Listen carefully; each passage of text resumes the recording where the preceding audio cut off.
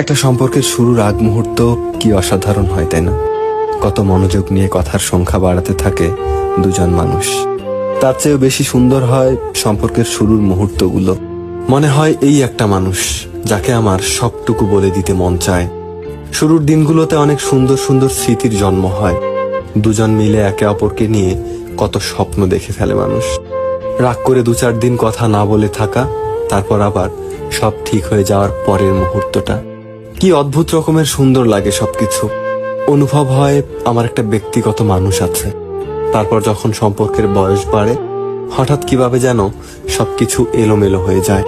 কোনো একজনের কথা ফুরিয়ে যায়, ধীরে ধীরে কথা কমতে থাকে, অজুহাত বাড়তে থাকে। তারপর শুরু হয়ে যায় কথার আঘাতের পর্ব। আচমকা যেন হঠাৎ করেই শুরুর দিনগুলো হারিয়ে যায়। একদিন সব স্বাভাবিক হয়ে যাবে এই ভেবে কেউ একজন অপেক্ষা করে যায়, অন্যদিকে আরেকজন কিভাবে দূরত্ব তৈরি করে সম্পর্কের সমাপ্তি ঘটানো যায় সেই অপেক্ষায় থাকে। আর এই শেষ সময়ে কোনো একজনের জীবন পুরোপুরি বিষাদময় হয়ে যায়। মানুষগুলো কি অদ্ভুত, কাছে আসার জন্য কত বাহানা, কত অনুরোধ। তারপর যখন কাছে আসার অনুমতি পায়, তাদের আগ্রহ কমে যায়। একটা সময়ের পর দূরে যাওয়ার জন্য ছটফট করতে থাকে। কি ভয়ঙ্কর ব্যাপার।